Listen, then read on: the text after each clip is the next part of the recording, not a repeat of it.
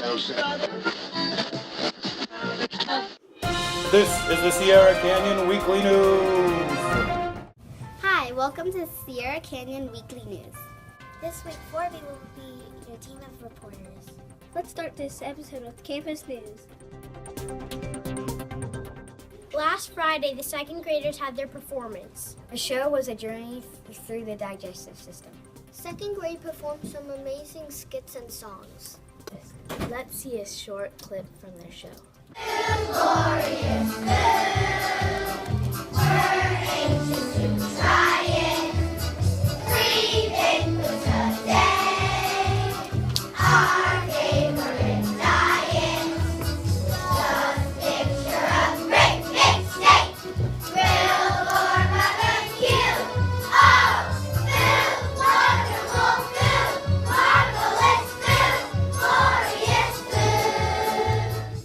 That was a great show, second grade. You can see their show on our YouTube channel, SCTV 2.0. Fourth grade is working hard on our annual reports. We've done research and note cards. Now we're doing outlines. We're also working hard on our science fair projects. We had a choice between ants, worms, magnets, and seeds. This week we have upper campus students here for Peak Week. Help to make our upper school friends feel welcome. This has been Campus News with 4B. Let's go to this week's announcements. Now it's time for our weekly announcements. Let's go to Mrs. Theo and Mr. Horowitz. Good morning, boys and girls. As you can see right now, I have a wooden plaque that has the Pledge of Allegiance on it, and I thought that this was the perfect segue to talk about the reason we have Monday off of school. Monday, the third Monday of February, is reserved for President's Day.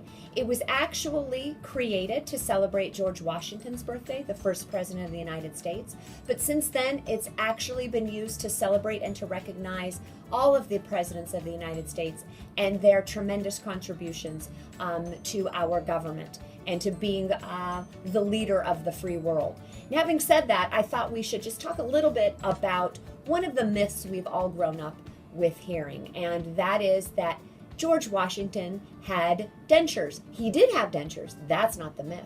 They weren't wooden.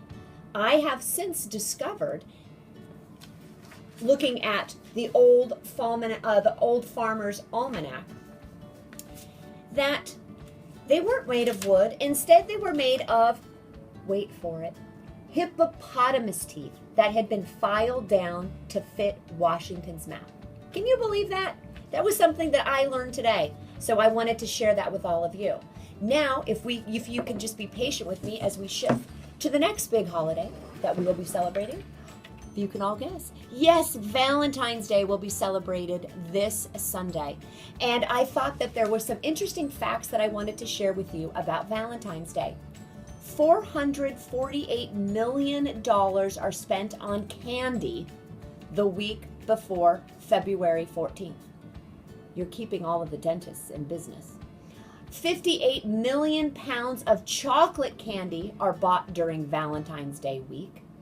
And that about 8 billion sweethearts are produced annually. You know those little sweethearts that say, "What's up?" or "Be my friend?"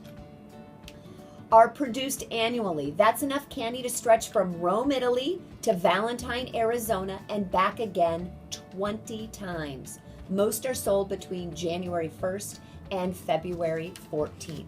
And so with that, I wanted to say I hope that you have a lovely 3-day weekend. And remember, when it comes to Valentine's Day, all of our friends here are part of our family, and we want to celebrate them and wish them a great day.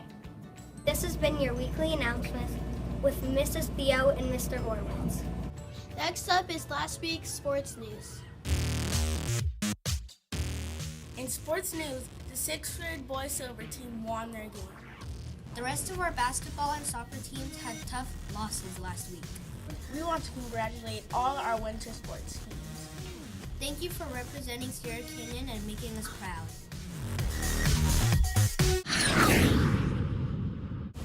In last week's travel news, 6th grade took an awesome field trip. They went to the Gettyville Museum in Malibu. Let's check out some pictures of their incredible day.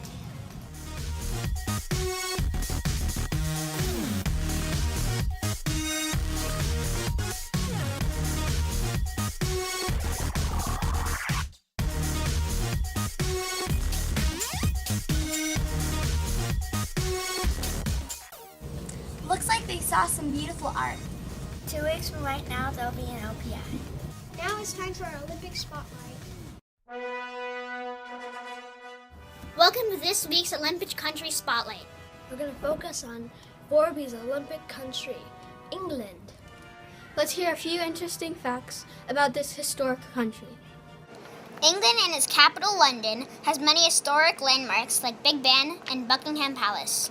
Even though it's run by a parliament, England still has a royal family led by Queen Elizabeth, who's been queen since 1953. England is famous for tea and crumpets, being the birthplace of Shakespeare, and for the historic landmark Stonehenge. Welcome to our new segment, Notes from the Yard. Mr. Agosta is going to remind you of some important recess rules. Good afternoon, Sierra. I want to take this opportunity to talk to you guys from time to time about some of the rules on the yard, just to make sure that we're all having a safe time and that we're all having as good a time as we can. Now, if you have any suggestions or any concerns that you'd like me to address on this segment, feel free to find me or any of your teachers and they can pass the message along to me. Then Mr. BD and I can put together a video so that you can hear all about it. But first, I'd like to talk today about knockout. Now, I know that's a popular game and we play it from every age level, from first grade all the way up to 6th grade. So I want to make sure that we have the same rules, because sometimes we're out on the yard with other grade levels, after school we're out there with everybody. So I just want to make sure that we're all clear on how the game works. I think we all agree that we line up, the first person takes a shot, the person behind them then shoots, and if the person behind you makes their basket before you do, you're out. Now, getting out is never fun, but it is just a game. So if you're out, remember, you can always get in next game. Plus, if you're out, you can always catch an air ball. But remember, you can't be interfering with the game, so if you're trying to catch an air ball, your feet need to be behind the backboard. And you can't dive or fall forward to make that catch. That means you might catch less air balls than you do if you're out, in the court, but that's okay, because there's always going to be another game. Now, when it comes to actually knocking the ball, that's why we call it knockout after all, you are allowed to knock, but there are a few simple rules to remember. If you are going to knock your opponent's ball, you have to make sure that your ball is firmly in your hands. No throwing your ball, no bouncing your ball, no kicking theirs. You can only knock their ball with your ball while your ball is firmly in your hands. And the other thing about knocking is you can only knock a ball before you've made your shot. If you've made your shot, you can't turn around and knock the next person's ball to help out the person you're passing the ball to. Which brings me to my last point. When you've made your shot, the only other job you have is to make sure you get that rebound and get it to the next shooter as quickly as possible so that everybody has a fair shot at making their shot and everybody has a fair shot at getting the person in front of them out. We can't hold the ball for our friends and we can't throw a bad pass on accident to make sure that our friend gets extra time to make their shot before the next person goes. If we can all follow these rules and ask questions when we're confused, we'll have no problems at all on the yard. I look forward to talking with you guys more in the future, but for now, that's all the notes I have. Remember to use self-control in the yard. Remember the importance of fairness and good sportsmanship. Thanks for watching the Sierra Canyon Weekly News. We really hope you enjoyed Forby's episode. Please tune in next Wednesday when 4C will be your host. This has been the Sierra Canyon Weekly News.